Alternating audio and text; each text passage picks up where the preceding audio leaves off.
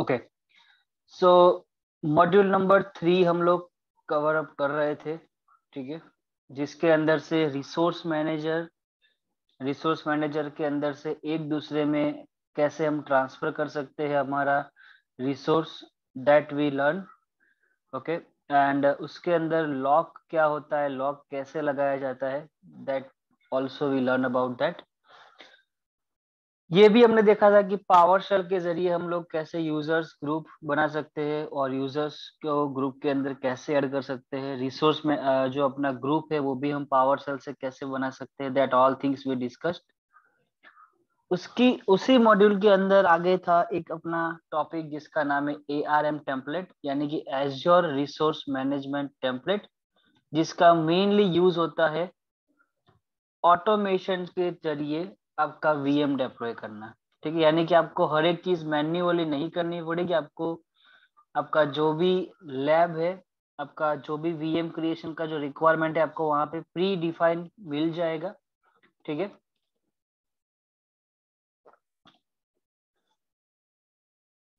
So this is the URL link, मैं आपको यहाँ से कॉपी करके चैट में शेयर कर रहा हूँ। ठीक है, ये लिंक के अंदर आप अगर ओपन करोगे तो यहाँ पे आपको create a Windows virtual machine from resource manager template, आपको एक लिंक मिलेगी। ठीक है, और यहाँ पे उसका जो कोड है ARM टेम्पलेट जो जेसन फॉर्मेट में दिया हुआ है वो आपको यहाँ पे पूरा मिलेगा। ठीक है, सो मैं ये पूरा कोड पहले कॉपी कर लेता हूँ एंड नोटपैड के अंदर इसे मैं पेस्ट करता हूँ।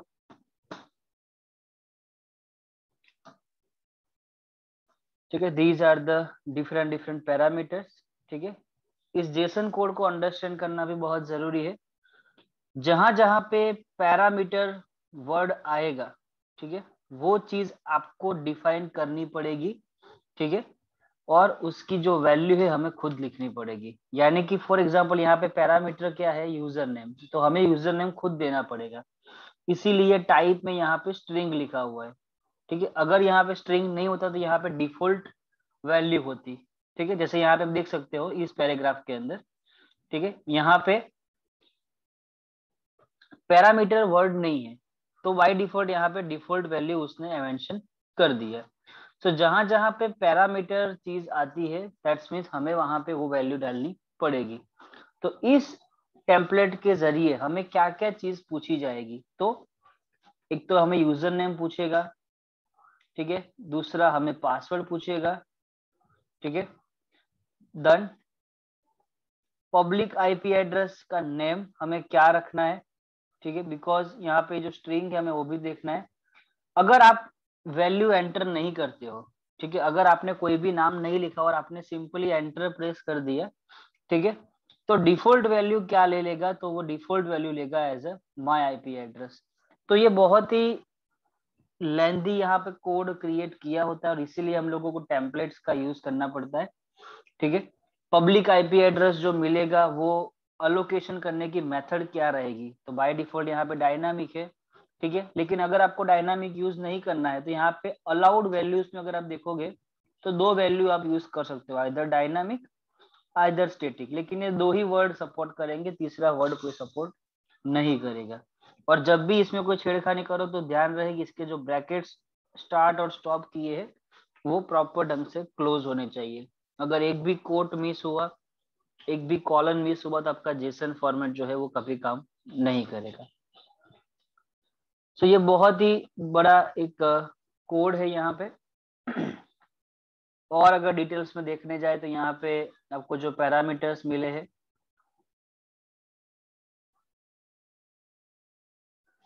VM का नाम क्या रहेगा। ठीक है, अगर आप अपना VM का नाम लिखते हो तो ठीक है, अदरवाइज वो डिफॉल्ट नेम क्या दे देगा, simple VM। Same like network, अगर नेटवर्क आप क्रिएट नहीं करोगे तो ये नेटवर्क भी क्रिएट करेगा, जिसका एड्रेस रेंज रहेगा 10.000/16 और उसका सबनेट प्रीफिक्स रहेगा 10.000/24। ठीक है, तो यहाँ पे A to Z आपको यहाँ पे डिटेल्स मिली है। और एक चीज, जो VM क्रिएट होगा उसका OS वर्जन क्या होगा। अगर आपने स्ट्रिंग में से ये कोई वैल्यू डिफाइन नहीं की ठीक है। तो बाय डिफॉल्ट वो कौन सी वैल्यू चूज कर लेगा, 2019 डेटा सेंटर। ठीक है, अगर मान लो कि आपको 2012 डेटा सेंटर R2 करना है, तो आइदर आप यहीं पे चेंजेस कर डालो, या तो फिर आपको जब आप स्क्रिप्ट रन करोगे तब आपको वैल्यू पूछा जाएगा। सो बेटर है कि मैं यहीं से चेंज कर देता हूँ, इसे मैं यहाँ से कॉपी करके, सॉरी ये वाला नहीं, ये वाला R2 डेटा सेंटर, मैं इसे कॉपी करके मॉडिफाई कर देता हूँ। ठीक है, सो मेरा जो डिफॉल्ट वर्जन 2019 था वो थोड़ा चेंज होके यहाँ पे 2012 हो गया। सो ये सभी पैरामीटर्स आप थोड़ा रीड करके अंडरस्टैंड कर सकते हो, इसके अंदर कोई रॉकेट साइंस नहीं है। बट हाँ, अगर इसमें कहीं पे पैरामीटर ऊपर नीचे हुआ, लाइन अप डाउन हुई, तो अगर आपको स्क्रिप्टिंग नॉलेज होगा तभी आप इसके अंदर ट्रबल शूटिंग कर पाओगे, अदरवाइज हमें थोड़ा स्ट्रगल करना पड़ेगा, हमें थोड़ा R&D करना पड़ेगा। सो ये मेरा स्क्रिप्ट जो है मैंने यहाँ पे कंप्लीट किया। नाउ मैं इसे सेव कर रहा हूँ। सो let me save it on my desktop, simple-vm.json।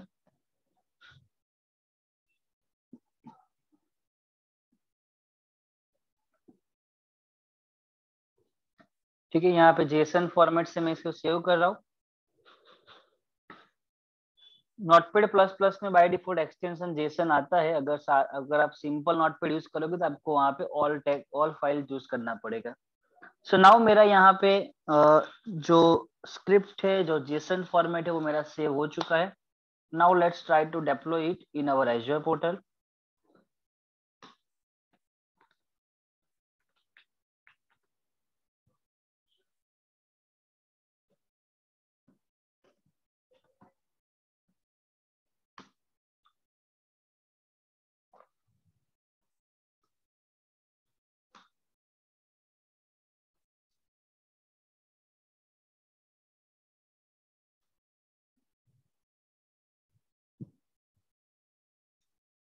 Okay, so यहाँ पे पहले तो हम चेक करते हैं कि रिसोर्स ग्रुप है कि नहीं है। ठीक है, यहाँ पे रिसोर्स ग्रुप अभी क्रिएटेड नहीं हुआ है, सो पहले हमें वो क्रिएट करना पड़ेगा। ठीक है, और अगर यहाँ से क्रिएट नहीं करना है तो जब आप क्लाउड शेल रन करने का ट्राई करोगे तो आपको डेफिनेटली वो कंपलसरी रन करवाने का पूछेगा। सो बेटर है कि हम डायरेक्टली यहीं से रिसोर्स ग्रुप को क्रिएट कर दे। रिसोर्स ग्रुप का नाम क्या रखना है, तो जैसे कि ARM template lab.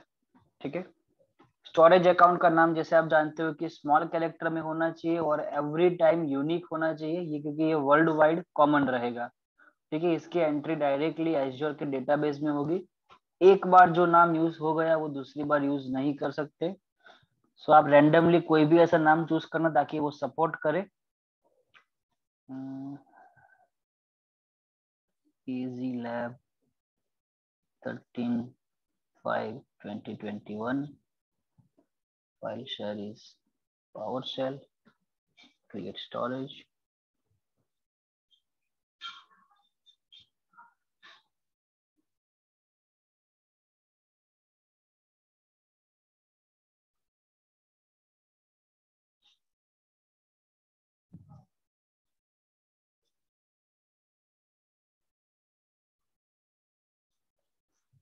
Okay, so मेरा क्लाउड शेल यहाँ पे ओपन हो रहा है। अगर आप वर्चुअल मशीन में जाके देख चेक करोगे तो अभी यहाँ पे कोई वर्चुअल मशीन अवेलेबल नहीं है। No virtual machine to display, because यहाँ पे कोई रिसोर्स ग्रुप ही नहीं था, सब कुछ हमने कल डिलीट कर दिया था। So now it's time to upload my JSON file and let me try whether this JSON file is worked or not.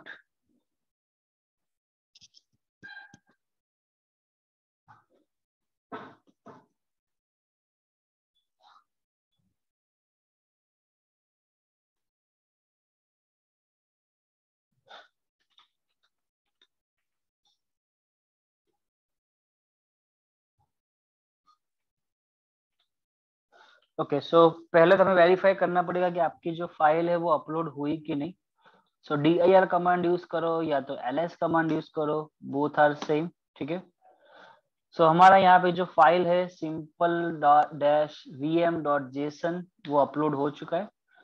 So now I can go ahead and run my command. So command है new dash az resource group deployment.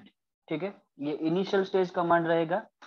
Space resource group name आपको कहाँ पे deploy करना है. अगर आपको अपना resource group का नाम नहीं पता है तो डोंट वेरी, आप डबल टैप प्रेस करोगे तो अगर एक ही रिसोर्स ग्रुप है तो वो अपने आप नाम ले लेगा. अगर एक से ज्यादा रिसोर्स ग्रुप आपने बनाए हैं तो आपको वहां पे वो चूज करने का ऑप्शन देगा. ठीक है. And in the last template. Template से रिलेटेड बहुत से कमांड है. टेम्पलेट यूआरआई भी है और टेम्पलेट फाइल भी है. अगर यूआरआई चूज करोगे तो आपको यूआरएल बेस देना है, और अगर फाइल से कर रहे हो तो आप फाइल भी लिख सकते हो, यूआरआई भी लिख सकते हो. दोनों चलेगा, कोई फर्क नहीं पड़ेगा उतना यहाँ पे. सो मैं यहाँ पे जो कमांड है वो इस पर लिखता हूँ टेम्पलेट फाइल, एंड जो मेरा फाइल का नाम है simple-vm.json वो मैं ट्राई करता हूँ एग्जीक्यूट करने का. Let me press the enter. तो जो पैरामीटर की हमने डिस्कशन की थी, ठीक है, वो सभी पैरामीटर यहाँ पे एक एक करके पूछा जाएगा आपको. जैसे कि यहाँ पे पूछ रहा है कि आपका मशीन नेम क्या है. ठीक है. So sorry, not a machine name, user name आपका क्या रहेगा. सो यूजर नेम मुझे देना है विन एडमिन. ठीक है. एंटर. पासवर्ड क्या देना है. सो पासवर्ड देना है मुझे training@123. ठीक है. और यहाँ पे बाकी के जो पैरामीटर्स है वो जो मैंडेटरी होंगे वो आपको पूछेंगे. अदरवाइज वहां पे जो डिफॉल्ट वैल्यू में जो सेट था वही ऑटोमेटिक ले लेगा. ठीक है.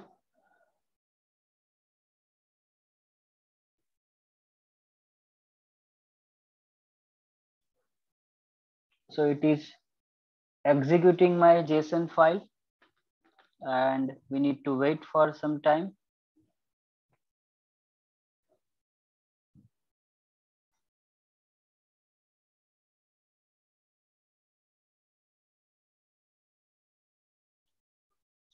Conceptually ये मॉड्यूल यहाँ पे अवेलेबल है, but if I talk about real field, so वहाँ पे डायरेक्टली जेसन बेस्ड फॉर्मेट से कोई डिप्लॉय नहीं करता, क्योंकि हर एक की रिक्वायरमेंट अलग अलग रहेगी. ठीक है. किसी को 50 गिग्स ऑफ स्टोरेज चाहिए, किसी को 8 गिग्स ऑफ रैम चाहिए, किसी को 32 गिग्स ऑफ रैम चाहिए.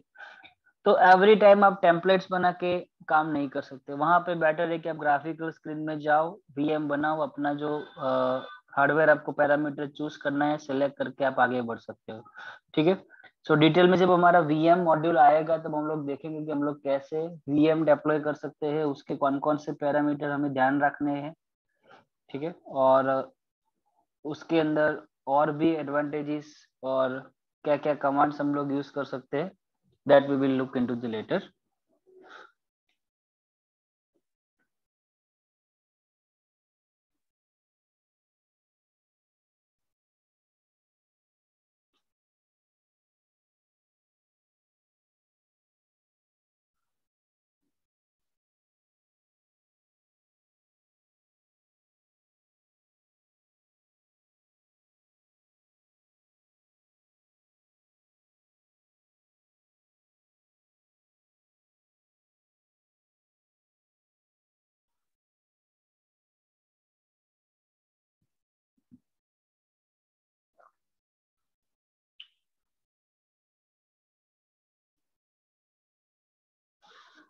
इवन दो सर्टिफिकेशन एग्जाम के अंदर भी जेसन रिलेटेड आपको हार्डली 2 से 3 क्वेश्चंस आएंगे, जिसके अंदर आपको ऐसे ही पैरामीटर पूछे होंगे.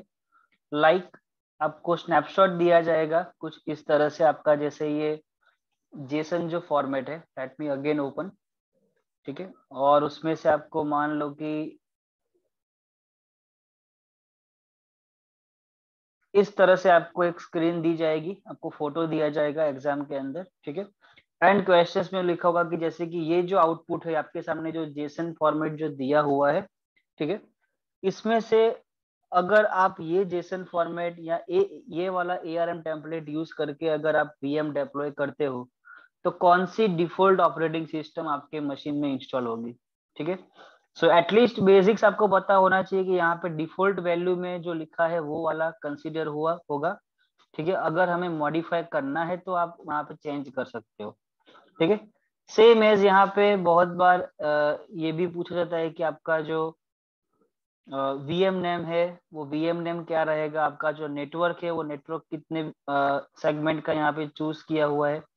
मान लो कि ये वाला स्क्रीन अगर ऐसा कोई फोटो दिया कि आपका जो हार्डवेयर है वीएम का वो कौन सा यहाँ पे सिलेक्टेड हुआ है, तो बेस्ड ऑन स्क्रिप्ट आपको थोड़ा अपना आइडिया लगा के नीचे जो वहाँ पे 1 2 3 4 ऑप्शंस होते हैं वो आपको चूज करने होते हैं। और उतना ज्यादा इसमें कोई क्वेश्चंस टफ नहीं होते।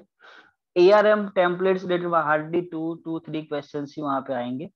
और बाकी के जो क्वेश्चंस है वो storage, network, VM, Azure active directory उससे रिलेटेड होते हैं।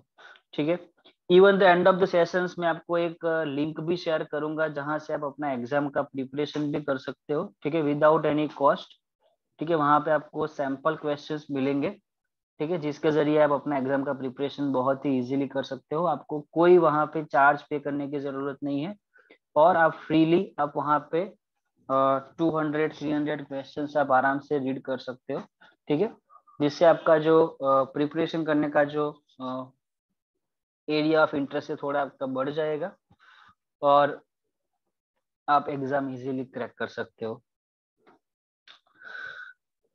ओके, सो यहाँ पे आप देख सकते हो मेरा जो सिंपल वीएम है, ठीक है, उसने ऑटोमेटिकली वीएम का नाम ले लिया, सिंपल वीएम मेरा सक्सेस हो गया क्योंकि ये जो टेम्पलेट था वो परफेक्ट था। यहाँ पे जो जो पैरामीटर की रिक्वायरमेंट थी वो सभी पैरामीटर उसे मिल गए। इवन तो देखो यहाँ पे जो ओएस वर्जन है वो हमने जो मॉडिफाई किया था इसीलिए यहाँ पे 2012 R2 डेटा सेंटर हो गया। अगर 2019 डेटा सेंटर रखा होता तो 2019 का एडिशन इंस्टॉल होता। ठीक है, लोकेशन उसने बाय डिफॉल्ट रिसोर्स ग्रुप जहां पे क्रिएट था उसके बेस से उसने ले लिया। ठीक है, वीएम का नाम जैसे मैंने आपको आगे बताया उसमें लिखा था सिंपल वीएम, तो सिंपल वीएम ही लिया। ठीक है, अगर कोई और आप नाम देते तो आप वो वाला यूज कर सकते हो। So let me close this and let's see whether VM is actually created or not.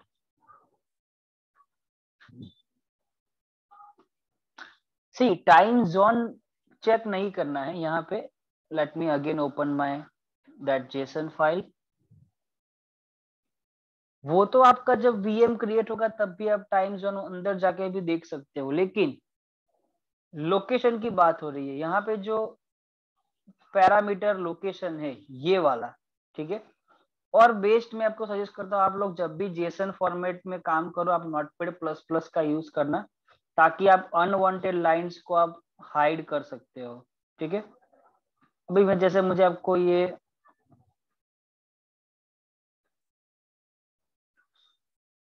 Location parameter show करना है। ठीक है, सो लेट मी ओपन दैट।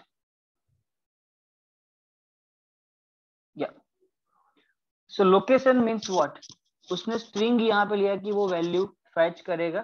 ठीक है, लेकिन कहाँ से, डिफॉल्ट वैल्यू क्या है, तो इज इक्वल टू उसने क्या ले लिया कि रिसोर्स ग्रुप जहां पे भी होगा उसका लोकेशन। नाउ जब हमने रिसोर्स ग्रुप क्रिएट किया, ठीक है, तो रिसोर्स ग्रुप हमारा जो है वो बाय डिफॉल्ट सेंट्रल इंडिया में क्रिएट हुआ। ठीक है, you can see this one ARM template. तो आपका रिसोर्स ग्रुप जहां पे क्रिएट होगा, जिस लोकेशन पे क्रिएट होगा, based on that location name वो आपका ये वीएम जो है उसको भी वहीं पे क्रिएट करेगा। ठीक है, हाँ, अगर आपको यहाँ पे अपना खुद का कोई लोकेशन नेम डालना है तो आप ये ब्रैकेट हटा के आप वहां पे लिख सकते हो।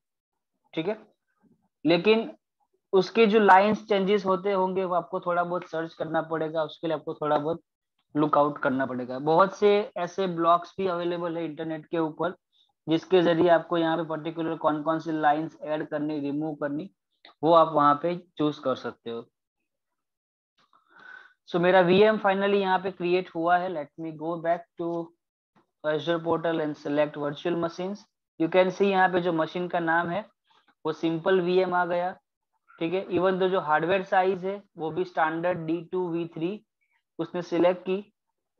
अगर आप क्लिक करोगे तो वहां पे पब्लिक आईपी एड्रेस भी अवेलेबल है, प्राइवेट आईपी एड्रेस भी अवेलेबल है, और अगर आप कनेक्ट करोगे तो आपको आरडीपी भी मिलेगा। Late me click on the connect, select RDP, download the RDP file,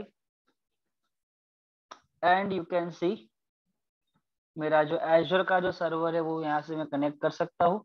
ठीक है, यूजर नेम जो मैंने दिया था winadmin, पासवर्ड इज training@123, जिसकी मदद से मैं मेरे सिंपल VM को कनेक्ट कर सकता हूँ। And you can see your Windows server is in front of you. So ये जो टेम्पलेट है, आई होप आप लोग ऑलवेज सेव रखना, और हो सके तो बुकमार्क भी कर देना, क्योंकि ये बहुत ही काम की चीज है। और बुकमार्क करो उससे बेटर है, मैं तो सजेस्ट करता हूँ कि इसको आप नोटपैड में या कहीं पे सेव करके रख दो, ताकि फ्यूचर में जैसे कल हमें इश्यू हुआ था लैब के अंदर, वैसे फ्यूचर में आपको भी प्रॉब्लम क्रिएट ना हो। ठीक है, सो ये था आपका ARM टेम्पलेट के जरिए VM क्रिएट करना। Let me delete it. Same as जैसे हमने कल दिखा था कि अगर आपका कोई एग्जिस्टिंग रिसोर्स ऑलरेडी क्रिएट हो चुका है, ठीक है, मान लो कि मैं जाता हूँ नेटवर्क के अंदर, वर्चुअल नेटवर्क में, यहाँ पे मेरा एक नेटवर्क ऑलरेडी क्रिएटेड है।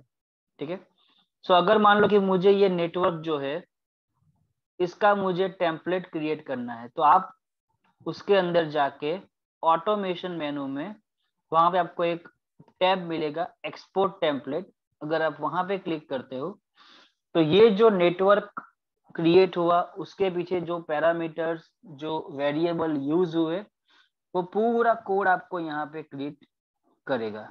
ठीक है,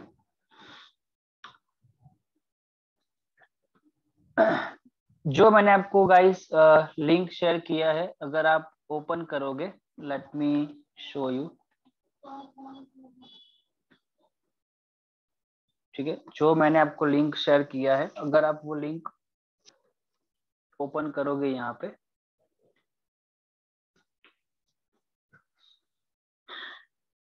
तो how to create Linux virtual machine with ARM template, वो आपको यहाँ पे एक हाइपर लिंक दिया हुआ है। अगर आप उसके ऊपर भी क्लिक करोगे तो लिनक्स के लिए भी कौन सा टेम्पलेट रिक्वायर्ड है उसका भी आपको यहाँ पे कोड मिल जाएगा।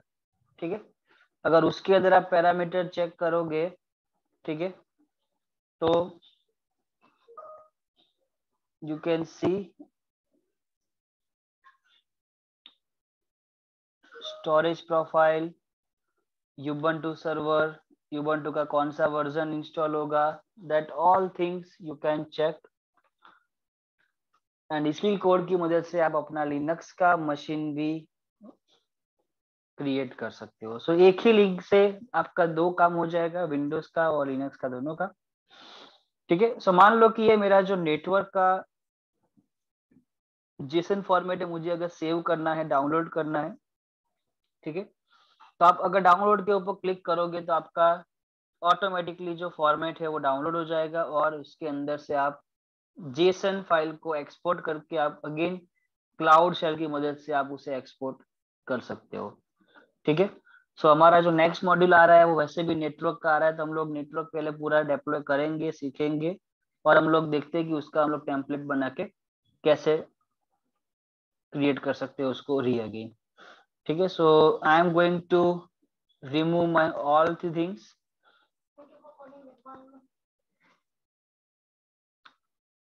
एंड जो हमारा नेक्स्ट मॉड्यूल रहेगा वो हम लोग पहले से स्टार्ट करेंगे, ताकि उसके लिए कौन कौन से पैरामीटर, कौन कौन से स्टेप्स मैंडेटरी है, वो आप लोग इजीली अंडरस्टैंड कर पाओ।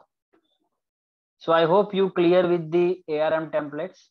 ठीक है, एंड इससे आप अपने एक दो VM क्रिएट करके थोड़ा R&D कर सकते हो, अपना प्रैक्टिस कर सकते हो, ताकि फ्यूचर में अगर ऐसी कोई रिक्वायरमेंट आए तो आप एटलीस्ट टेम्पलेट बेस्ड अपना VM क्रिएट कर सको। ठीक है, so I'm going to remove all the things।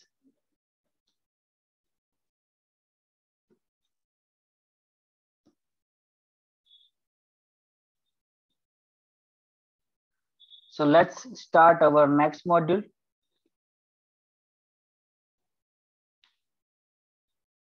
Module number 4, it's virtual networking.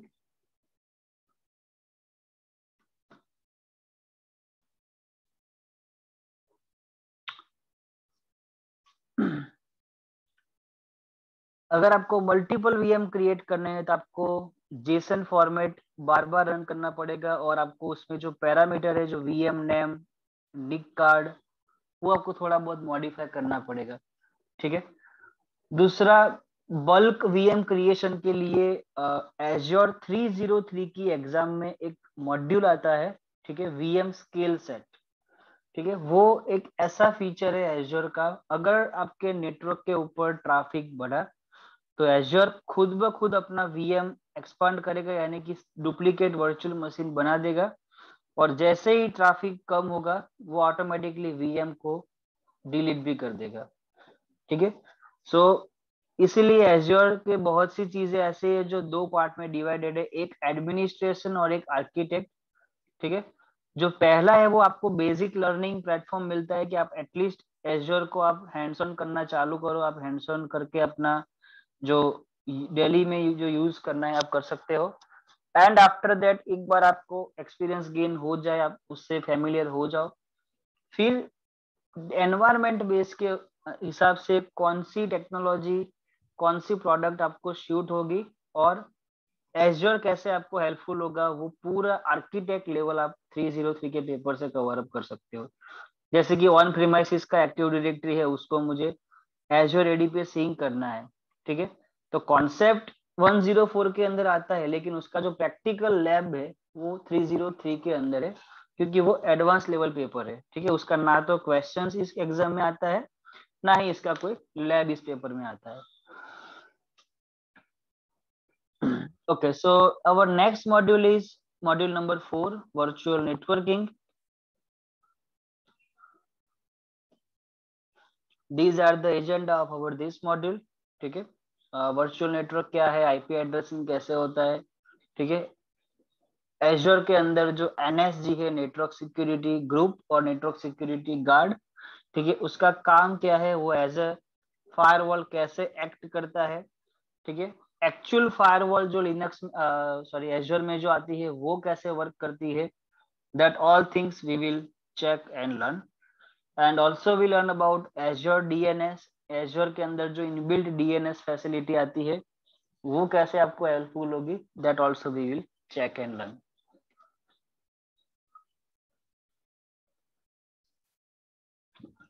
सो यहाँ पे स्टार्ट करने से पहले आपको एटलीस्ट नेटवर्किंग कॉन्सेप्ट क्लियर होनी चाहिए कि सबनेट, आईपी एड्रेस, उसके क्लास, उसकी रेंज क्या है, कैसे वो वर्क करता है।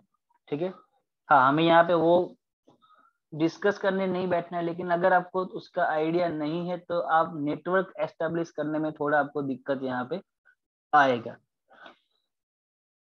सो these are the components of Azure networking. इसके अंदर क्या क्या चीज आती है, तो एक तो आपका virtual network, secondary is a load balancer, यानी कि आप लोड बैलेंसिंग भी यहाँ से कर सकते हो। इसके लिए आपको कोई थर्ड पार्टी हार्डवेयर की जरूरत नहीं है, जैसे कि check point, Cisco based load balancer, आपको ऐसा कोई परचेस करने की जरूरत नहीं है। यहाँ पे आपको ऑटोमेटिकली इनबिल्ट आपको अप्लायंस मिल जाएगा। ठीक है। और आपको खाली अपने सोर्स एंड डेस्टिनेशन एड्रेस की इंफॉर्मेशन डालनी है, एंड वो automatically load balancing rule create कर देगा। देन एप्लीकेशन गेटवे, वो भी एज ए काम करेगा लोड बैलेंसर। ट्रैफिक मैनेजर, वो भी एज ए काम करेगा load balancer. Virtual network gateway, जिसका काम है as a VPN connection provide करना आपके साइट टू साइट। और बहुत सी ऐसी प्रोडक्ट है जो हम लोग यहाँ पे एज्योर में यूज कर सकते हैं, और बहुत सी प्रोडक्ट ऐसी भी है जो आपको खुद यूज करना, आपको थोड़ा बहुत चेक करना पड़ेगा, क्योंकि वो रिसोर्स वहां पे अवेलेबल है। अगर आप जब वीएम का मॉड्यूल देखोगे तो वहां पे बहुत सारी आपको आईएसओ, आपको रेडीमेड टेम्पलेट्स मिल जाएंगे। ठीक है। लेकिन हर एक का डेप्लॉयमेंटेशन करना यहाँ पे पॉसिबल नहीं है।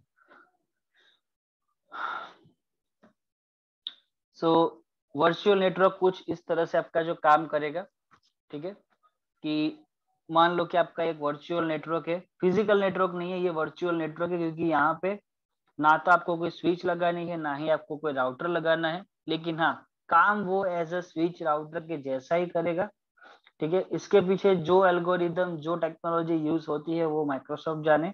ठीक है, दैट्स वाई हम इसे वर्चुअल नेटवर्क कहते हैं, क्योंकि आपको हार्डवेयर को टच कभी नहीं करना है, आपको जो भी मैनेज करना है आपको सिर्फ और सिर्फ अपने एज्योर पोर्टल से ही करना है। सो मान लो कि आपके पास एक वर्चुअल नेटवर्क है, उसके अंदर एक सबनेट रहेगा। ठीक है, और उस सबनेट के अंदर आप अपने वर्चुअल मशीन्स को क्रिएट करोगे। ठीक है, वो जब हम करेंगे तो आपको थोड़ा बहुत प्रैक्टिकली इसमें ज्यादा आइडिया आएगा। इस तरह से आपका सबनेट आपको शो होगा। ठीक है, और उसके साथ कौन कौन से नेटवर्क सिक्योरिटी ग्रुप एसोसिएट हुए हैं, that also you can verify. So implementation के स्टेप्स है यहाँ पे, हम लोग प्रैक्टिकली करके देखते हैं, थोड़ा आपको ज्यादा आइडिया आएगा। सो वर्चुअल नेटवर्क बनाने के लिए क्या क्या रिक्वायरमेंट है, जो लोग नोट्स बना रहे हैं वो लोग लिख सकते हो, बाकी रिकॉर्डिंग तो हो ही रहा है। सबसे पहले आपके पास रिसोर्स ग्रुप होना बहुत जरूरी है, और रिसोर्स ग्रुप से पहले आपके पास सब्सक्रिप्शन होना बहुत जरूरी है। ठीक है, सो सब्सक्रिप्शन मेरे पास ऑलरेडी है। ठीक है, रिसोर्स ग्रुप आपके पास नहीं है तो आप यहाँ से क्रिएट कर सकते हो। ठीक है, रिसोर्स ग्रुप क्रिएट करते वक्त आपको खाली ध्यान में एक ही चीज रखना है, आपका लोकेशन। ठीक है, नेटवर्क लैब ऐसा मैं कुछ नाम रखता हूँ रिसोर्स ग्रुप का, और जो मेरा लोकेशन है वो मैं सिलेक्ट करूंगा as a central India, and next next and create. Resource group is created. So now I can go ahead and create my virtual network. So ये जो आपका Azure मेनू है, ठीक है, वो आप एक्सपांड करके सिलेक्ट कर सकते हो वर्चुअल नेटवर्क। इधर आप डायरेक्टली बाहर से भी सिलेक्ट कर सकते हो वर्चुअल नेटवर्क, और you can search virtual networks. ठीक है, बहुत से वे है आपको कहां से सिलेक्ट करना, that is depends on you. So हम सिलेक्ट करेंगे वर्चुअल नेटवर्क, और यहाँ पे कोई नेटवर्क क्रिएटेड नहीं है, सो हम लोग क्रिएट करेंगे। Click on the new. So again it will ask for the subscription and resource group कि ये किसके अंडर में क्रिएट होगा। सो रिसोर्स ग्रुप जो है वो मैंने क्रिएट किया, उसका नाम रखता हूं, और नेटवर्क का नाम क्या रखना है, जैसे कि माय इंडिया नेटवर्क, आपको ऐसा कुछ रख सकते हो। इधर आपको ऐसा रखना है कि prod network, test network, depends on environment, आपको क्या रखना है। आपको अगर आइसोलेशन करना है नेटवर्क के अंदर, आपको दो नेटवर्क डिफरेंट डिफरेंट क्रिएट करने हैं, कि एक नेटवर्क रहेगा मेरा प्रोडक्शन के लिए, एक नेटवर्क रहेगा मेरा टेस्ट के लिए, तो आप दो बना सकते हो। ठीक है, so again it's depends on you, आपको कैसे करना है। सो यहाँ पे मैं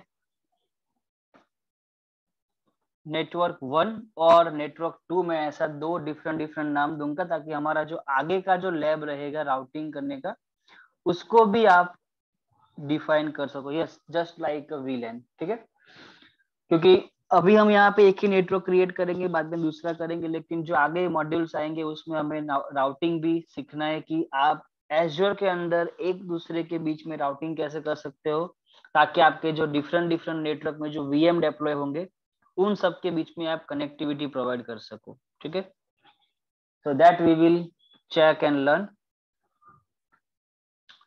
एंड लोकेशन मेरा यहाँ पे सेंट्रल इंडिया रहेगा। जैसे ही आप नेक्स्ट करते हो, यहाँ पे आपको एक पूरा एड्रेस ब्लॉक मिलेगा। ठीक है, नाउ यहाँ पे क्या चीज है कि आपका जो सबसे पहला ऑप्शन जो पैरामीटर है IPv4 एड्रेस स्पेस, ठीक है, वहां पे आपको अपना पूरा क्लास डिफाइन करना है। ठीक है, क्लास इन द सेंस आपको total range of IP addresses. ठीक है, it's a one kind of network. एक बार वहां पे आपका नेटवर्क डिफाइन हो जाए, उसके बाद नीचे यहाँ पे आपको सबनेट डिफाइन करने हैं। So for example let me create a demo.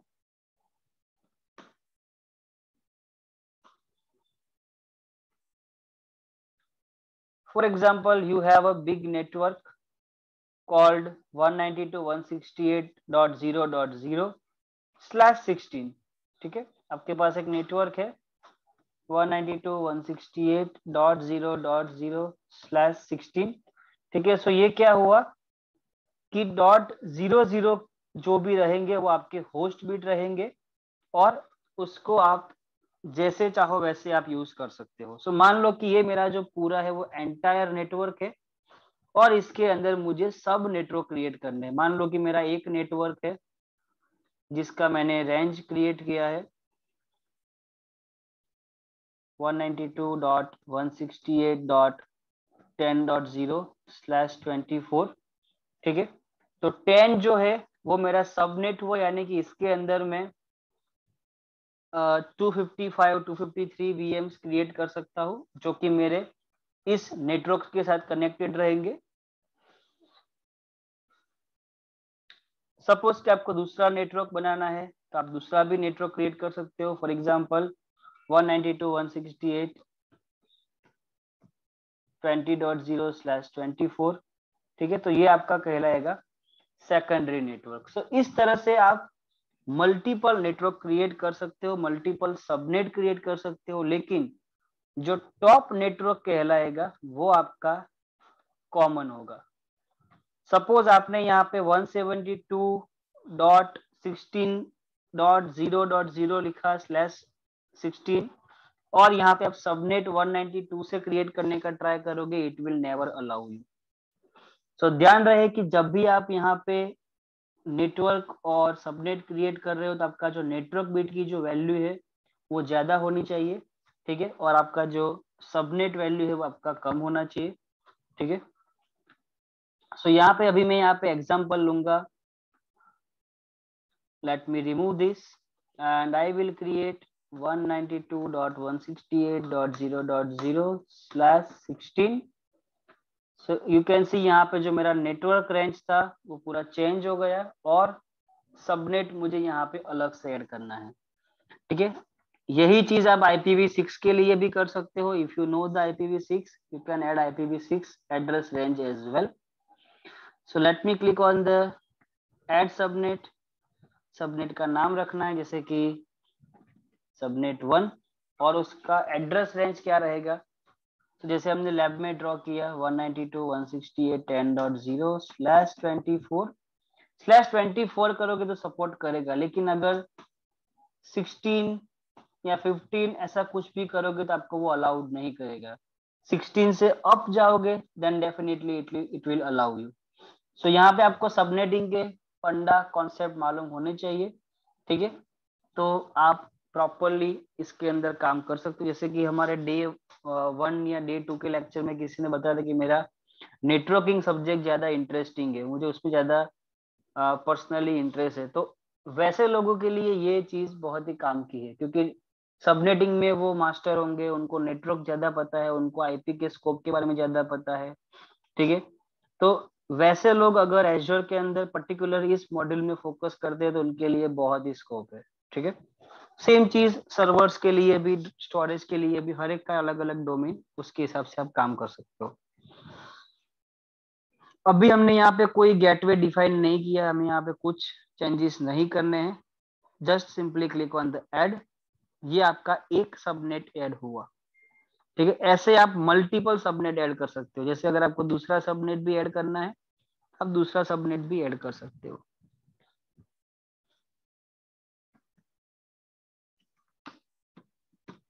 ठीक है, नेटवर्क इसीलिए पहले बनाना पड़ेगा क्योंकि जो भी VM क्रिएट होगा, जो भी स्टोरेज क्रिएट होगा, वो सब आपके नेटवर्क के साथ कनेक्टेड रहेंगे। ठीक है, सो हम इसके बाद एक अगेन हमारा VM बनाने का हम लोग डेमो देखेंगे। ठीक है, तो आपको मालूम पड़े कि आपको वहां पे ऑप्शंस आएंगे कि आपका सबनेट कौन सा चूज करना है, नेटवर्क कौन सा चूज करना है। ठीक है, that all things we will check and discuss.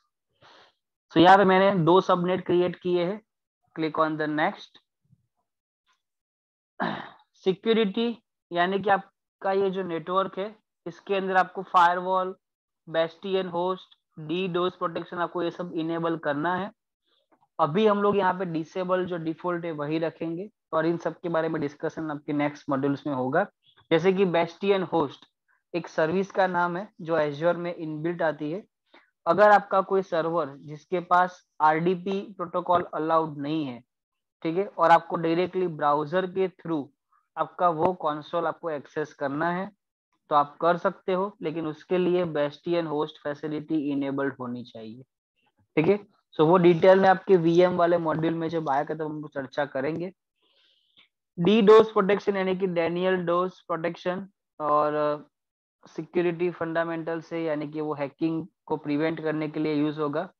ठीक है, एंड फायरवॉल, सो आप जानते हो कि फायरवॉल अगर हमारे नेटवर्क में है तो वो इस नेटवर्क के साथ लिंक हो जाएगी और इनबाउंड और आउटबाउंड कनेक्शंस को वो मैनेज करेंगे।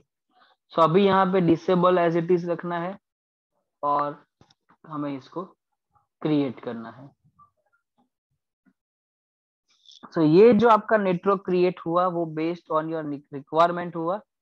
अब अगर आपको इसका टेम्पलेट क्रिएट कर देना है तो आप इसके डिटेल में जाके ऑटोमेशन में जाके इसका टेम्पलेट एक्सपोर्ट कर सकते हो। So deployment is completed, you can see my network is ready. ठीक है, अगर आप नेटवर्क के ऊपर क्लिक करोगे यहाँ पे,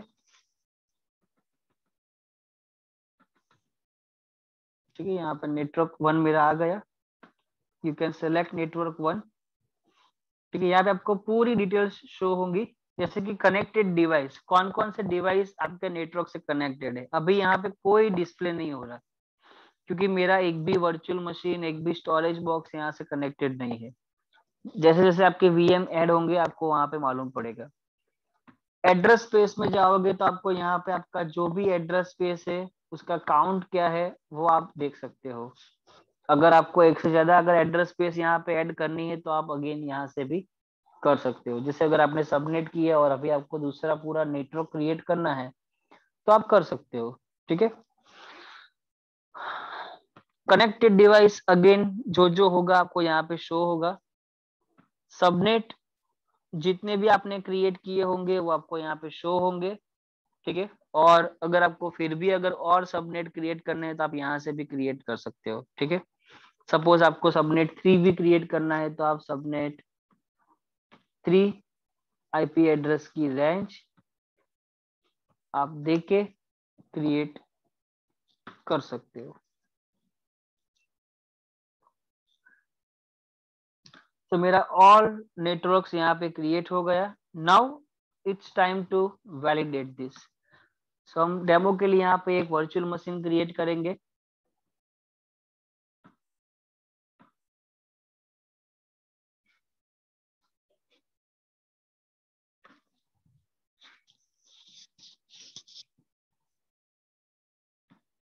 सो let me select my resource group. आपको नेम देना है, सो नेम सिलेक्ट करूंगा मैं विंडोज VM1।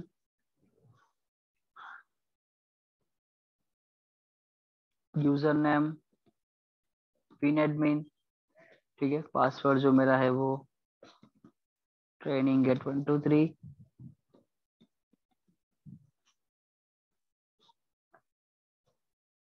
स्टोरेज में अभी मुझे कुछ चेंजेस नहीं करना है। यस, जब नेटवर्किंग ऑप्शन आता है वीएम क्रिएशन के टाइम पे, ठीक है, तब आपको यहाँ पे भी समझ में आएगा कि आपका जो वर्चुअल नेटवर्क है तो टोटल नंबर ऑफ नेटवर्क कितने हैं वो आपको यहाँ पे दिखेगा। ठीक है, जैसे हमने एक ही नेटवर्क बनाया तो यहाँ पर नेटवर्क 1 आ गया। सबनेट टोटल आपके कितने हैं नेटवर्क के अंदर में वो आपको यहाँ पे शो होंगे। ठीक है, अगर आप सबनेट 2 चूज करोगे तो इस मशीन को जो प्राइवेट आईपी एड्रेस मिलेगा, ठीक है, एज ए लोकल कम्युनिकेशन के लिए, तो वो आपको सीरीज होगा 192.168.20 सीरीज का। अगर आप सबनेट 3 करोगे तो आपका आईपी होगा 30 सीरीज का, और अगर सबनेट 1 करोगे तो आपका आईपी एड्रेस होगा 10 डॉट सीरीज का। सो इस तरह से आपको यहाँ से सबनेट सिलेक्ट करने हैं। ठीक है, अगर मान लो कि आपने एक से ज्यादा नेटवर्क क्रिएट करके रखे हैं, एक 172 का और एक 192 का, तो आप यहाँ से जैसे नेटवर्क 2 स्विच करोगे उसके अंडर में जो जो आते होंगे पैरामीटर्स वो आपको मालूम पड़ जाएंगे, ठीक है। लेकिन मेक श्योर कि वो सभी नेटवर्क सेम रिसोर्स ग्रुप में होने चाहिए। अगर मान लो कि आपने 2 रिसोर्स ग्रुप बनाए, आपने नेटवर्क 1 बनाया रिसोर्स ग्रुप 1 के अंदर और नेटवर्क 2 बनाया रिसोर्स ग्रुप 2 के अंदर, अगर आप वीएम रिसोर्स ग्रुप 1 में डिप्लॉय कर रहे हो तो रिसोर्स ग्रुप 2 का नेटवर्क यहाँ पे डिस्प्ले ही नहीं करेगा, क्योंकि रिसोर्स ग्रुप अलग हुआ उसका मतलब वो पूरा डिवीजन अलग हो जाएगा। इसीलिए ऑलवेज जब भी रिसोर्स डिप्लॉय करने जाओ, बेसिक चीजें ध्यान रखना कि आपका रिसोर्स ग्रुप कहाँ पे है, लोकेशन कौन सा है, और वो सब के पहले आप कौन से रिसोर्स ग्रुप में से रिसोर्स को डिप्लॉय करना चाहते हो, ठीक है। अगर आपका नेटवर्क रिसोर्स ग्रुप 2 में है और आप 1 में डिप्लॉय करने जाओगे, it will never never success, ठीक है। सो अभी मैं यहाँ पे सबनेट 1 रखता हूँ, पब्लिक आईपी एड्रेस मुझे चाहिए इसीलिए यहाँ पे न्यू रखना पड़ेगा, ठीक है। अगर आपको पब्लिक आईपी एड्रेस नहीं चाहिए तो आप नन भी कर सकते हो, तो आपको रिमोट डायरेक्टली बाहर से नहीं मिलेगा, ठीक है। आपको वीपीएन फैसिलिटी या आपको बेस्टियन टूल का यूज करना पड़ेगा। हालांकि अभी मुझे यहाँ पे रिमोट लेने की जरूरत नहीं, सो मैं यहाँ पे नन रखता हूँ और बाकी के जो पैरामीटर है वो मैं एज इट इज करके जाने देता हूँ आगे।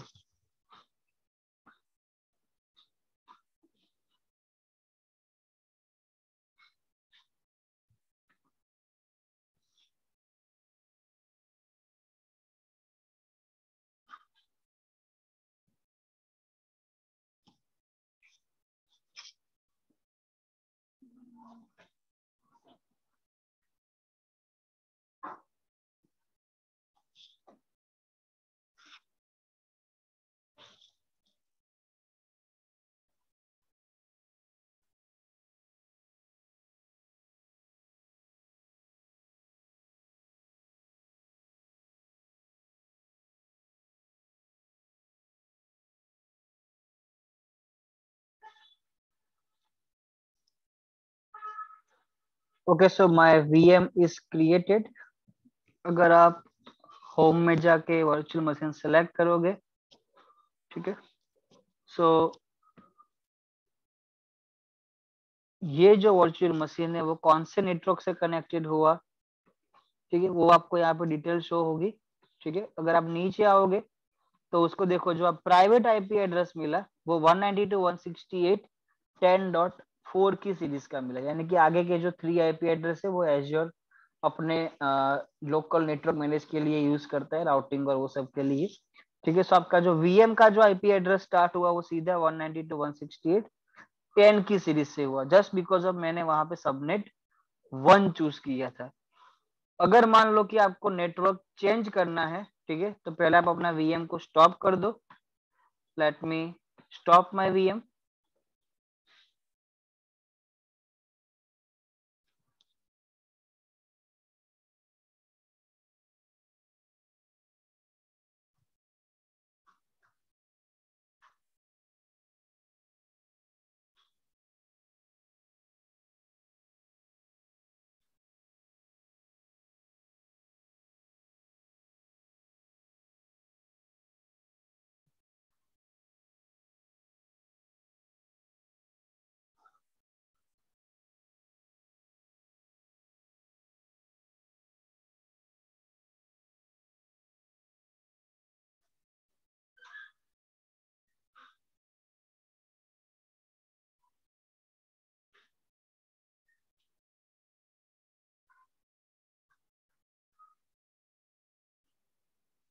Okay, my VM is now powered off. You can go to networking section.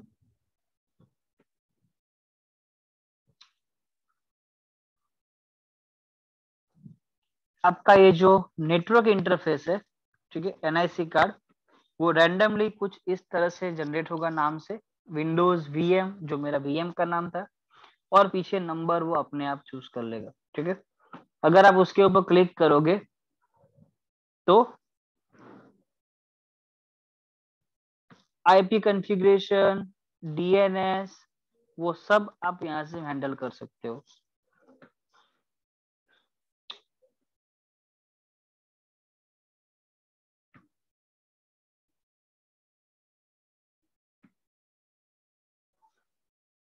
The same thing if you want to add a new network interface, तो आप नया इंटरफेस भी ऐड कर सकते हो। मान लो कि आपको एक से ज्यादा एनआईसी कार्ड यूज करने हैं, तो आप वो भी कर सकते हो। ठीक है, जैसे आप अपने नेटवर्क में आए, आपको देख सकते हो यहाँ पे जो मेरे कनेक्टेड डिवाइसेस में यहाँ पे जो शो हो रहा है, ठीक है, वो आपका जो एनआईसी कार्ड था जो वीएम का, वो आपको यहाँ पे डिस्प्ले होगा। ठीक है, सबनेट 1 के अंदर मेरा कनेक्टेड है अभी। उसके रिलेटेड अगर आपको कोई पोर्ट कॉन्फ़िगर करना है तो आप वो भी एनएसजी में से कर सकते हो। वो हम डिटेल में देखेंगे हमारे वीएम मॉड्यूल्स के अंदर कि कौन कौन से पोर्ट अलाउ करने हैं, कैसे करना है। ठीक है, सो नेटवर्क डेप्लॉय होने के बाद ही आपका वीएम आगे क्रिएट होगा। अगर आपने नेटवर्क क्रिएट नहीं किया है तो आपका जो वीएम है वो कभी क्रिएट नहीं होगा। ठीक है, ना ही आपका स्टोरेज क्रिएट होगा, just because of network is a mandatory part. उसके बिना आप कम्युनिकेशन नहीं कर पाओगे।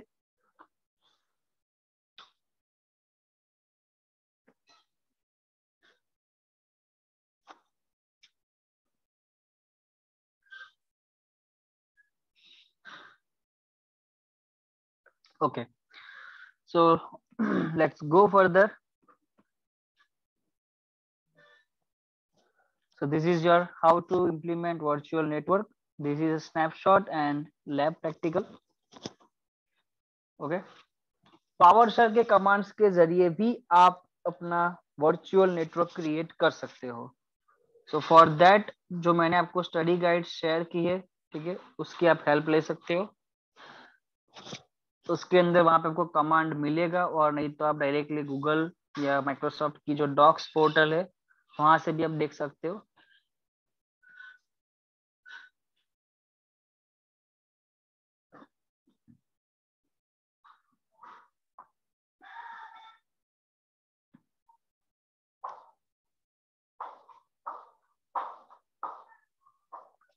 Yep. So this is the commands you can see here. सबसे पहले आपको यहाँ पे वेरिएबल सेट करना पड़ेगा। ठीक है, और अगर आपको वेरिएबल सेट नहीं भी करना है तो आप डायरेक्टली भी कर सकते हो, कोई जरूरत ऐसा नहीं कि जो स्टेप्स लिखे वही फॉलो करना है। ठीक है, लेकिन इश्यू ये होगा कि जब आप नेक्स्ट टाइम जब आप सबनेट क्रिएट करने जाओगे तो आपको वहां पे पूरा कमांड लिखना पड़ेगा। सो बेटर है कि आप इसी तरह से अगर आप वेरिएबल बना के सेव रखते हो तो आपको नेक्स्ट टाइम इश्यू नहीं होगा। सबसे पहले यहाँ पे क्या करना है, जैसे कि डॉलर साइन के बाद आप कोई भी नाम लिख सकते हो जो आपकी मर्जी। न्यू एजी वर्चुअल नेटवर्क, ये कमांड रहेगा आपके वर्चुअल नेटवर्क क्रिएट करने के लिए। डैश रिसोर्स ग्रुप नेम, जिससे आप अपना रिसोर्स ग्रुप का नाम रख सकते हो। ठीक है, आपको यहाँ पे अपना रिसोर्स ग्रुप का नाम डिसाइड करना है कि आपका रिसोर्स ग्रुप का नाम क्या रहेगा। डैश लोकेशन, आपको अपना लोकेशन डिफाइन करवाना है।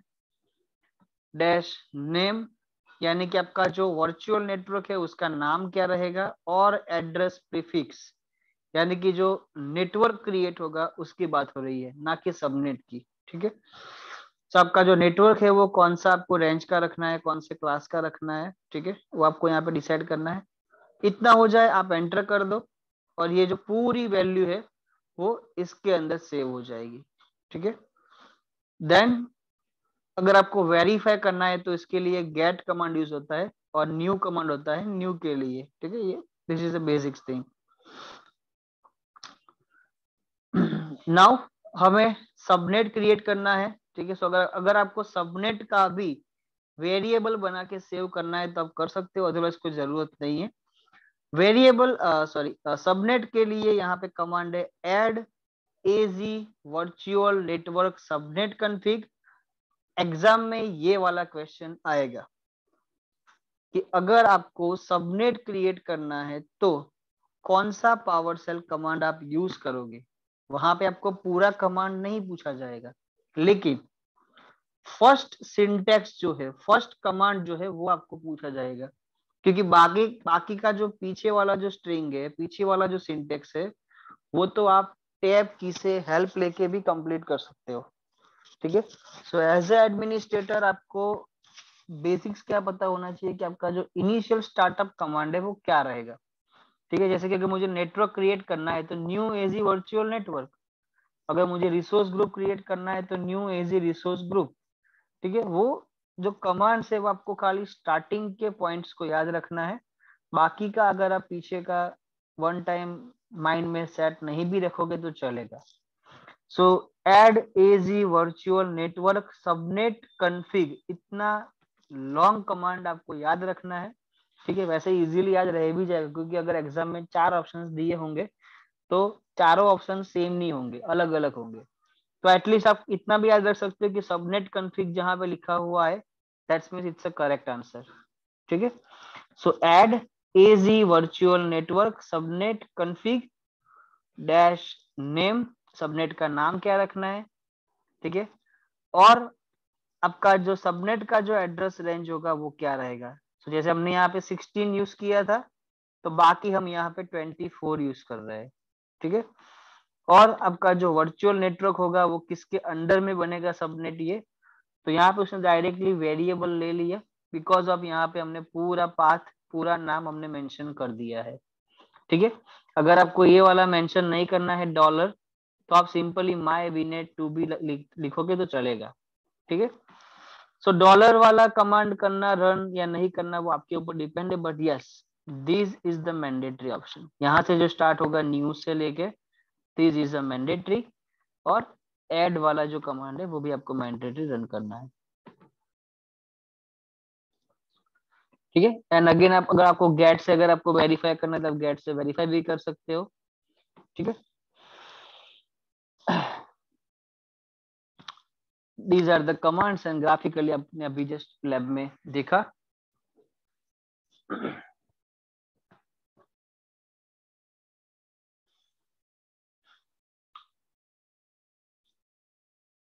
सो आईपी एड्रेसिंग कैसे वर्क करेगा, क्योंकि हमें जैसे आपने आगे देखा कि पब्लिक आईपी एड्रेस भी ऑप्शन अवेलेबल आता है एज्योर के अंदर, प्राइवेट आईपी एड्रेस का भी आता है, ठीक है। सो पब्लिक आईपी एड्रेस जो है वो इंटरनेट से जो भी यूजर्स कनेक्टेड होंगे, यानी कि पब्लिक फेसिंग जो सर्विसेज होगी उसके लिए वहां पे यो यूज होता है। जैसे मैंने जो वीएम आगे डिप्लॉय किया वो मैंने डायरेक्टली रिमोट ले लिया पब्लिक आईपी एड्रेस से, ठीक है। So that means what, as a I am a public facing user, public facing service का मैं यूज कर रहा हूँ। अगर पब्लिक आईपी एड्रेस मेरे पास नहीं होता तो मैं रिमोट नहीं ले सकता, मुझे आइदर वीपीएन कनेक्ट करना पड़ेगा या मुझे एक्सप्रेस रूट गेटवे वो सब का मुझे टेक्नोलॉजी का यूज करना पड़ेगा, ठीक है। सो पब्लिक आईपी एड्रेस का जो यूज केस है वो communication with internet including public facing services उसके लिए यूज होता है, ठीक है। एंड जो प्राइवेट आईपी एड्रेस है उसका यूज केस है कि एक वर्चुअल नेटवर्क से दूसरे वर्चुअल नेटवर्क के साथ कनेक्टिविटी प्रोवाइड करना, ठीक है। दूसरा, अगर आपके पास कोई ऑलरेडी ऑन प्रीमाइसिस फायरवॉल है, ऑन प्रीमाइसिस आपके पास राउटर है, ठीक है, तो डायरेक्टली आप वहां से एज्योर का पब्लिक आईपी एड्रेस लिखोगे, ठीक है। तो उन दोनों के बीच में जो टनल क्रिएट होगी वो टनल के जरिए आप ऑन प्रीमाइसिस से डेटा क्लाउड पे माइग्रेट करवा सकते हो, ठीक है।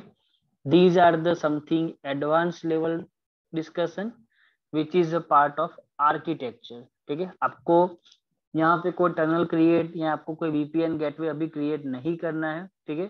But this is just for knowledge कि प्राइवेट आईपी एड्रेस का यूज केस क्या है, ठीक है।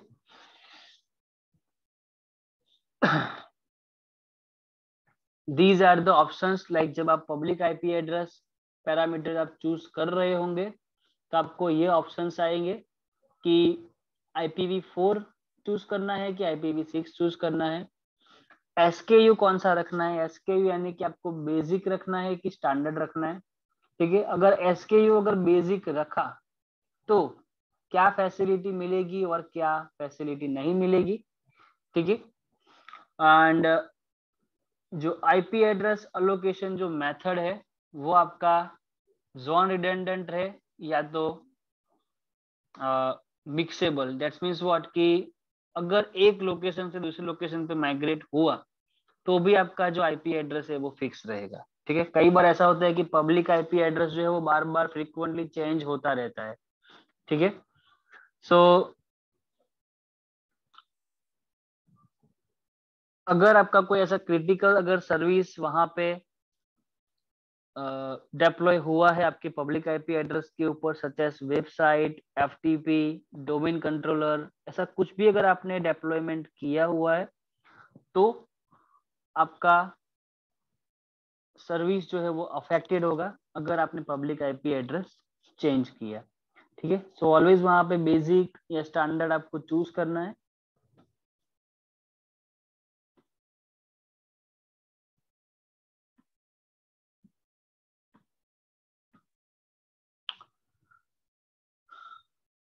पब्लिक आईपी एड्रेस किस किस डिवाइस को मिल सकता है? ठीक है, तो एक तो आपके वर्चुअल मशीन के एनआईसी कार्ड को, ठीक है, आप दे सकते हो।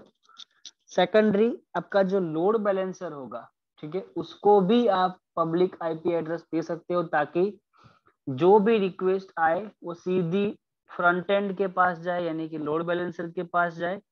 एंड लोड बैलेंसर जो है वो आपका रिक्वेस्ट को कन्वर्ट करके बैकएंड रिसोर्स के पास भेजेगा। दैट्स मीन्स वो लोड बैलेंसिंग को मैनेज कर पाए। ठीक है, ऑल्सो वीपीएन गेटवे और एप्लीकेशन गेटवे, ये दोनों चीजें भी as a load balancer work करेगी। ठीक है, तो जो भी रिक्वेस्ट इनकमिंग आएगी वो पहले उसके पास जाएगी एंड देन आफ्टर जो बैकएंड रिसोर्स है उसके पास जाएगी। सो लोड बैलेंसर का भी हम लोग डेमो देखेंगे, हम लोग प्रैक्टिकल करेंगे, हमारे सिलेबस सेशंस में है, so don't worry. Again the same discussion for private IP address. अगर public IP address virtual machine को और लोड बैलेंसर को मिल सकता है तो प्राइवेट आईपी एड्रेस क्यों नहीं? तो डेफिनेटली प्राइवेट आईपी एड्रेस भी आपका एनआईसी कार्ड को मिलेगा स्टैटिकली और डायनामिकली, और जो आपका लोड बैलेंसर है, आपका जो एप्लीकेशन गेटवे है, उन सबको भी आप public private IP address allocate कर सकते हो। ठीक है,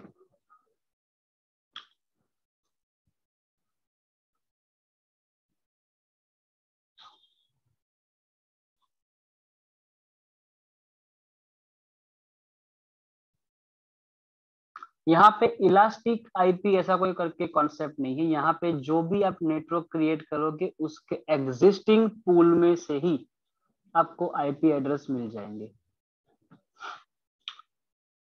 so next is network security group. ठीक है, नेटवर्क सिक्योरिटी ग्रुप का डिटेल में जो आउटपुट देखना है वो आपकी वीएम के साथ में मजा आएगा। मान लो कि अभी हमारे पास यहाँ पे, let me close this, go back to my Azure portal. ठीक है, अभी मेरे पास यहाँ पे जो मशीन है उसका मैं आईडीपी अलाउ नहीं करूंगा।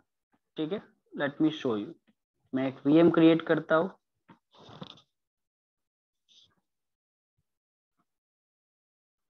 Windows VM, user name win admin, password is training at 123।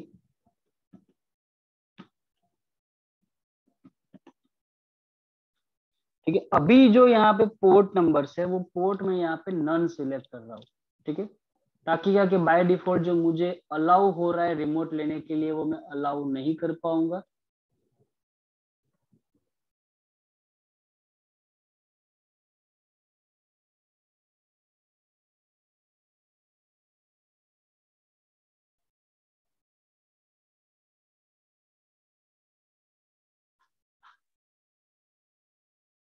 So you can see यहाँ पे जब भी हमारा वीएम डेप्लॉयमेंट की प्रोसेस रनिंग होती है वो सिर्फ वीएम क्रिएट नहीं करता, वो साथ में पब्लिक आईपी एड्रेस भी क्रिएट करता है। ठीक है, और हमारा वीएम का जो एनएसजी यानी कि जो नेटवर्क सिक्योरिटी ग्रुप है उसको भी क्रिएट करता है। ये दोनों जैसे क्रिएट हो जाते हैं उसके बाद ही हमारा वीएम डेप्लॉय होता है। ठीक है, सो सपोज मेरे पास यहाँ पे मेरा वर्चुअल मशीन है जिसके अंदर विंडोज की ओएस इंस्टॉल्ड है।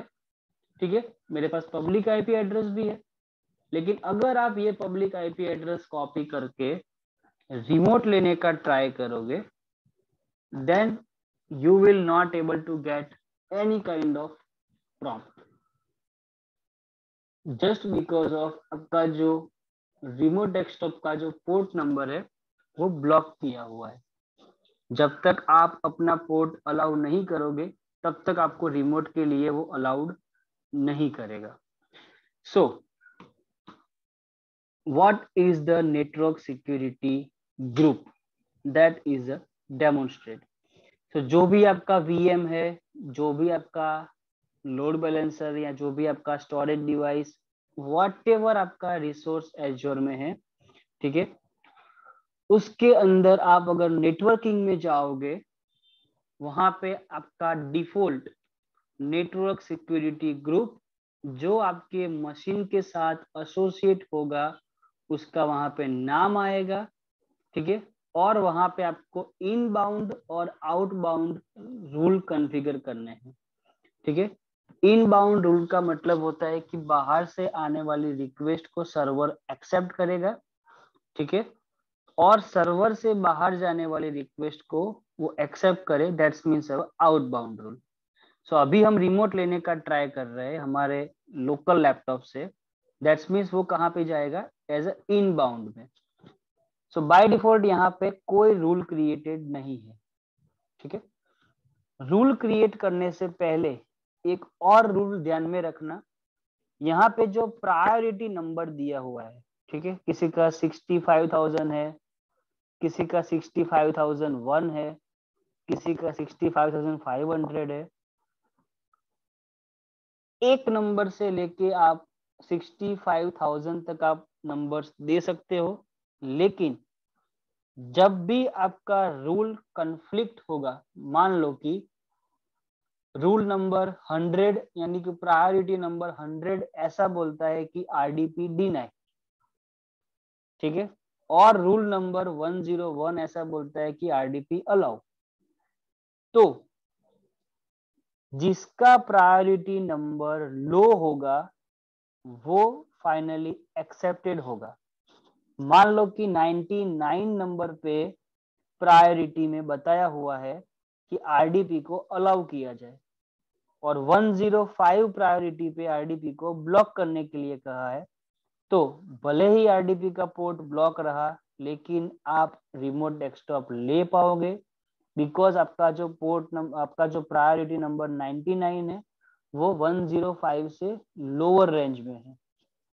इसके बहुत से क्वेश्चंस एग्जाम में आएंगे, ठीक है, आपको पूरा स्नैपशॉट दिया जाएगा पेपर के अंदर, ठीक है, एग्जाम के अंदर कुछ इस तरह से कि आपका एनआईसी कार्ड का नाम ये है, आपका पब्लिक आईपी एड्रेस ये है, प्राइवेट आईपी एड्रेस ये है, ठीक है, और आपने इतने इतने रूल क्रिएट करके रखे हुए हैं।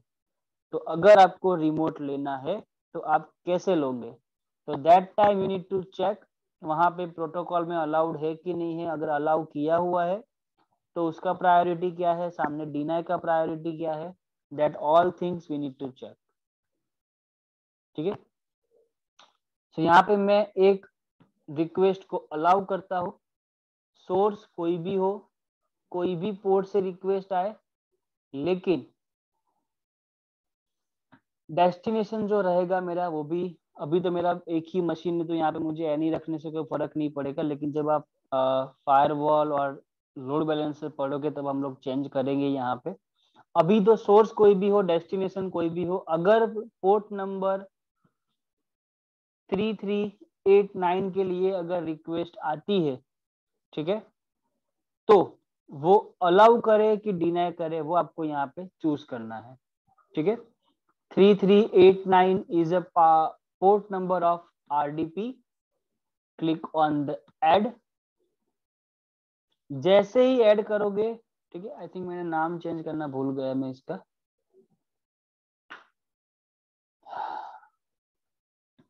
Let me change that name.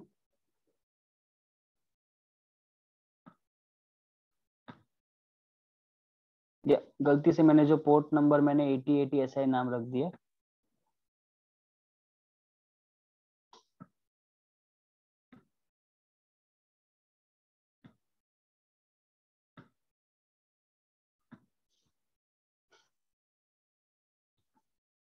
Three three eight nine, और यहाँ पे मुझे नाम रखना है ठीक है, देखो यहाँ से प्रायोरिटी आप सेट कर सकते हो। ठीक है, आपको 110 रखना है, 11100 रखना है, कौन सी प्रायोरिटी नंबर रखना है, दैट यू कैन डिसाइड। लेकिन एक बार जो नंबर यूज हो गया वो दूसरी बार यूज नहीं होगा। तो यहाँ पे मैं ये रूल का नाम रखता हूँ पोर्ट नंबर 3389 अलाउ। ठीक है, स्पेस नहीं एक्सेप्ट करेगा तो अंडरस्कोर कर देते हैं, click on the add.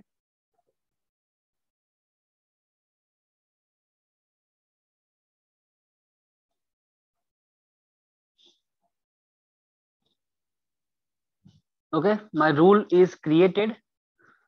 Again, go back to my virtual machine, copy that IP address, and let me try to take remote. शायद वो आपको तुरंत अलाउड नहीं करेगा, so don't worry, at least you need to wait for 1 or 2 minutes because वो rule को apply होने में थोड़ा टाइम लगेगा।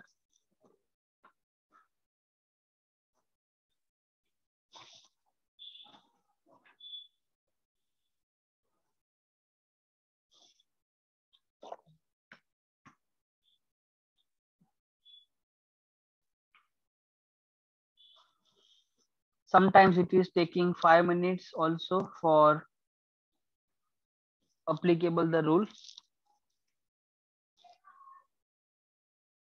Yeah, now you can see जैसे रूल अप्लाई हो गया वो प्रॉम्प्ट मुझे अलाउ कर रहा है रिमोट लेने के लिए, and now I can take remote.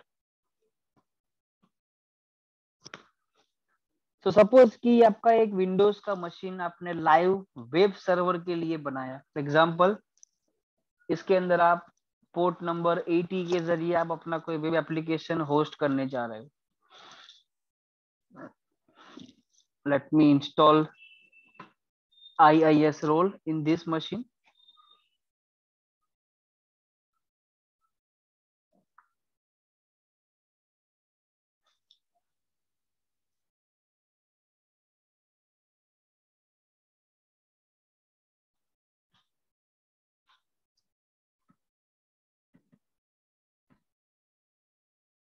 So I'm going to install web server role.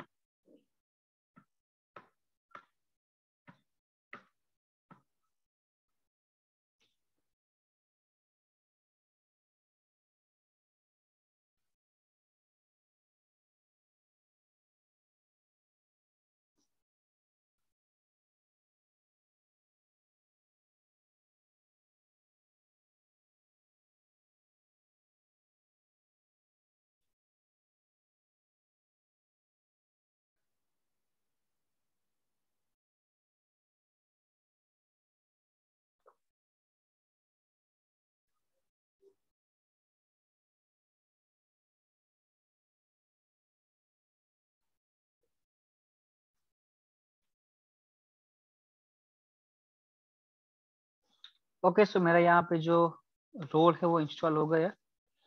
अब सपोज मान लो कि आप डायरेक्टली बाहर से आपका पब्लिक IP एड्रेस के जरिए आप वो वेब पेज एक्सेस करने का ट्राई करते हो, http://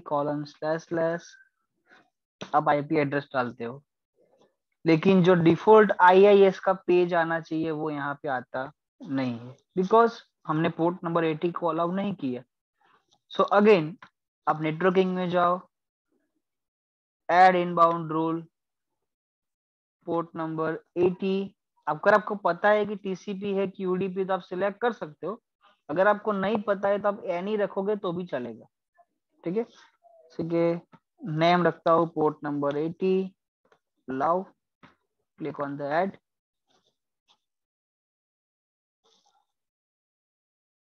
सो ये इतना इजी है यहाँ पे रूल मैनेज करना, इनबाउंड रूल, आउटबाउंड रूल। अगर आप फायरवॉल के नॉलेजेबल पर्सन नहीं हो, आपको उतना थरोली आइडिया नहीं है कि फायरवॉल में इनबाउंड रूल आउटबाउंड रूल कैसे बनता है, लेकिन अगर आपको कोई डायरेक्टली बोलता है कि एज्योर में जाके मेरे इस VM के ऊपर पोर्ट नंबर XYZ को अलाउ कर दो, तो आप डायरेक्टली अलाउ कर सकते हो। इसके लिए आपको कोई ब्लॉग पढ़ने की, आपको कोई वीडियो देखने की जरूरत नहीं पड़ेगी। हाँ, अगर यही चीज अगर आपको डायरेक्टली बोलता है कि चेक पॉइंट में करो, सिस्को की फायरवॉल में करो, सोफोस फायरवॉल में जाके करो, तो थोड़ा वहां पे डिफिकल्टी आ सकता है। ठीक है, AWS का कैसा है आई डोंट नो, ठीक है, बट एज्योर के अंदर आप ये चीज बहुत ही इजीली वे में आप कर सकते हो। Let me try to refresh this page and you can see यहाँ पे मेरा जो IIS का वेब पेज है वो तुरंत यहाँ पे आ गया। सो रूल को अलाउ करो, सर्विस एक्सेस करो, रूल को डिनाई करो, सर्विस को ब्लॉक करो, ठीक है। दैट इज अ मेन फंडा ऑफ अवर NSG, ठीक है। सो ये जस्ट डेमो है, ऐसे बहुत से रूल हम लोग क्रिएट करेंगे हमारे VM के मॉड्यूल के टाइम पे, ठीक है। बट एटलीस्ट आपको देख के आइडिया है कि हाँ ये NSG कैसे वर्क करता है, ठीक है। और इसके अंदर जो पोर्ट अलाउ डिनाई करने हैं वो भी आप ऐड और रिमूव कर सकते हो।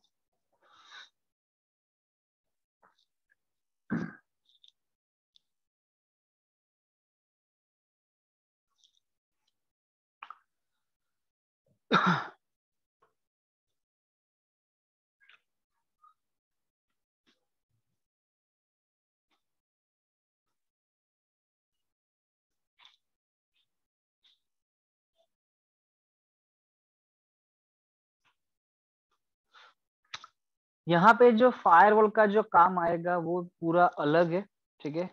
फॉर एग्जाम्पल आपके पास ऑन प्रीमाइसिस का कोई आपका फायरवॉल है, ठीक है, राउटर है, अगर उसको आपको यहाँ पे कनेक्ट करना है, फर्स्ट थिंग। दूसरी चीज जो NSG है, नेटवर्क सिक्योरिटी ग्रुप है, वो सिर्फ और सिर्फ VM और उसके लिए ही रूल अलाउ और डिनाई कर सकता है। व्हाट अबाउट अदर सर्विसेज, ठीक है, व्हाट अबाउट लोड बैलेंसर, तो उन सब के लिए फायरवॉल वहां पे पिक्चर में डिटेल में आएगी। सो नेटवर्क सिक्योरिटी ग्रुप जिसका हमने अभी जस्ट डेमो देखा, ठीक है, इसके रूल कैसे होते हैं, कैसे क्रिएट होते हैं, that all things we checked. Let me try to explain some theory. या वही चीज यहाँ पे भी वो दोहरा रहा है फिर से कि NSG है वो क्या करेगा, limits network traffic to resource in virtual network. आपके वर्चुअल नेटवर्क में जो रिसोर्स है उसके पास वो लिमिटेड ट्रैफिक ही आने देगा। List the security rule that allow or deny inbound and outbound rule associated to a subnet or network interface. आपका जो NSG है वो आपके NIC कार्ड के साथ एसोसिएट होगा, तभी जाके वो वर्क करेगा, अदरवाइज कभी नहीं, ठीक है। यानी कि इन शॉर्ट ऐसा कह सकते हैं कि ये सिर्फ और सिर्फ NIC कार्ड के ऊपर ही वर्क करता है, नॉट फॉर एंटायर नेटवर्क, ठीक है। अगर आपने यहाँ पे दूसरा VM बनाया, फॉर एग्जाम्पल मैंने यहाँ पे 5 VM बनाए, पांचों VM के अंदर मैंने वेब सर्वर का रोल डाला, ठीक है, तो पांचों VM के अंदर मुझे 5 बार 80 पोर्ट नंबर ओपन करना पड़ेगा, ठीक है। सो यहाँ पे बल्क ऑपरेशन नहीं होगा, NSG के अंदर आपको एक एक एक करके करना पड़ेगा, ठीक है। Can be associated multiple time, so these kind of rules you can create। यहाँ पे लिखा है देखो, there are default security rules, you can not delete the default rule. यानी कि जो 3 रूल है जो बाय डिफॉल्ट आते हैं बन के, उसे आप डिलीट कभी नहीं कर पाओगे, but you can add other rules with a higher priority. यानी कि आपको जो भी पोर्ट नंबर प्रायोरिटी नंबर देना है वो आपको थोड़ा हायर और लोअर आपको सेट करना है। मान लो कि आपने 100 नंबर पे पोर्ट नंबर 80 अलाउ किया और 99 पे डिनाई करोगे, तो जिसकी प्रायोरिटी लो होगी वो पहले एक्सेप्ट होगा, ठीक है। क्रिएट तो दोनों होंगे, लेकिन जो अलाउ होगा, जो अप्लीकेबल होगा मशीन के ऊपर, वो लोअर वाला पहले होगा। Let me give you the demo. अभी यहाँ पे IIS का पेज ओपन हो रहा है, जस्ट बिकॉज ऑफ यहाँ पे पोर्ट नंबर 80 अलाउ है विथ प्रायोरिटी 120, ठीक है। सेटिंग्स में देखोगे तो आपको यहाँ पे अलाउ दिखेगा। Now what I am doing, port number 80 को मैं डिनाई कर रहा हूं विथ प्रायोरिटी 95, और वी कैन से ओके 100 से नीचे एक्सेप्ट नहीं करेगा 100 नंबर से, ठीक है। सो 100 नंबर से मैं क्या करता हूँ, मेरी जो पोर्ट नंबर 80 है उससे मैं डिनाई कर रहा हूँ। सो यहाँ पे ट्विस्ट होगा, एक रूल है वो अलाउ करवा रहा है, दूसरा जो रूल है उसे डिनाई कर रहा है। सो अलाउ तो आपने पहले ही देख लिया, वो ओपन हो रहा था, ठीक है। Once my this rule will be apply, मैं उसे चेक करूंगा कि वो डिनाई कर रहा है कि अलाउ कर रहा है।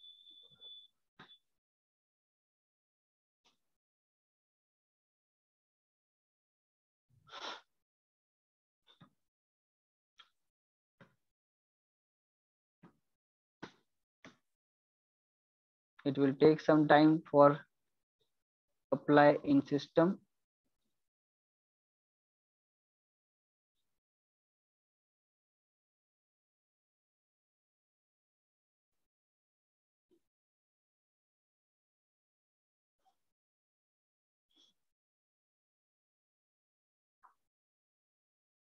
And now you can see जैसे रूल सिस्टम में अप्लाई होके एक्टिवेट हो गया, यहाँ पे जो मेरा वेब पेज है वो रिफ्रेश के बाद ट्राई कर रहा है वेब पेज को फाइंड करने का, but it is not able to reach to the destination because of जैसे रिक्वेस्ट मेरे फायरवॉल के पास आई, मेरे नेटवर्क सिक्योरिटी गार्ड के पास आई, जो लोअर प्रायोरिटी वाला रूल था उसने उसको रिजेक्ट मार दिया। भले ही हाई प्रायोरिटी वाला रूल यहाँ पे अलाउड करता हो, लेकिन lower priority is a first priority and that's why वो मेरा वेब पेज जो है वो ओपन नहीं कर सकता। हाँ, जैसे ही आप ये जो डिनाई वाला जो रूल है आप उसको डिलीट कर दोगे या तो उसका प्रायोरिटी चेंज कर दोगे, then after you can access your websites, ठीक है। सो ये रूल भी आपको याद रखना है और इसी के बेस के ऊपर एग्जाम में बहुत क्वेश्चंस आएंगे। सो बी केयरफुल, आपको जब भी आप सिलेक्ट करो तो आप इसका थोड़ा ध्यान रखें, ठीक है। जैसे मैंने यहाँ पे रूल डिलीट किया, with in 1 or 2 seconds my web page will be working fine.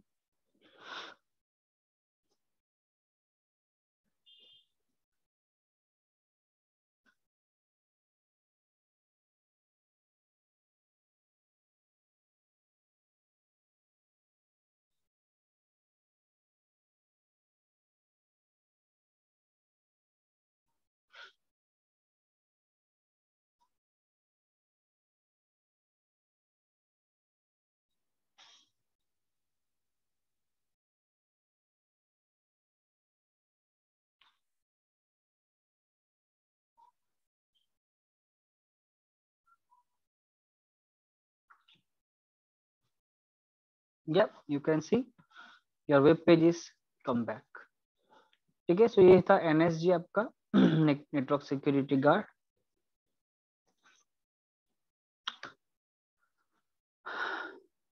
कैसे वर्क करता है, जैसे उसका ये डायग्राम है एंड उसका रूल कैसे क्रिएट करना, उसकी प्रायोरिटी कैसे सेट करना, that is a mandatory. And यहाँ पे आप देख सकते हो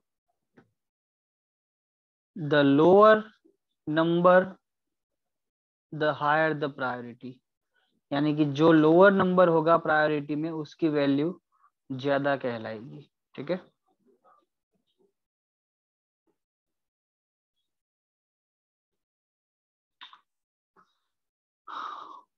so that's it.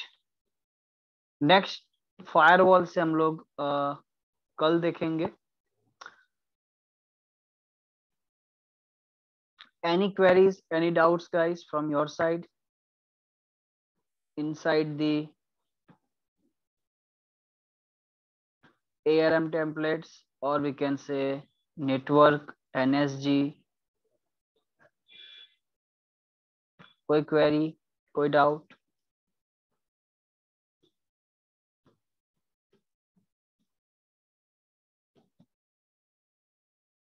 Okay, make sure जो लोग हैंड्स ऑन लैब घर पे कर रहे हैं, जब भी आपका लैब कंप्लीट हो आपके जो रिसोर्स ग्रुप है उसे आप डिलीट कर डालो, ठीक है। इसीलिए मैं ऑलवेज रिकॉर्डिंग में भी ये चीज आपको मैं बता रहा हूँ, अदरवाइज आपका जो बिलिंग साइकिल है वो कंटिन्यू करेगा। ठीक है।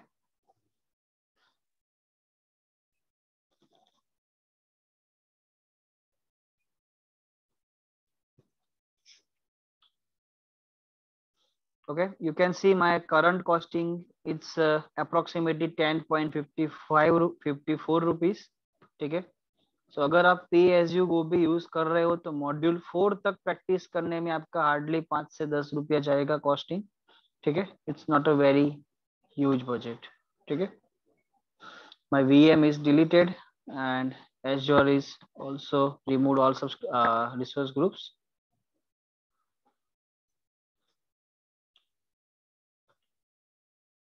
Okay, so thanks for joining in today's session, and we'll meet tomorrow again at the same time.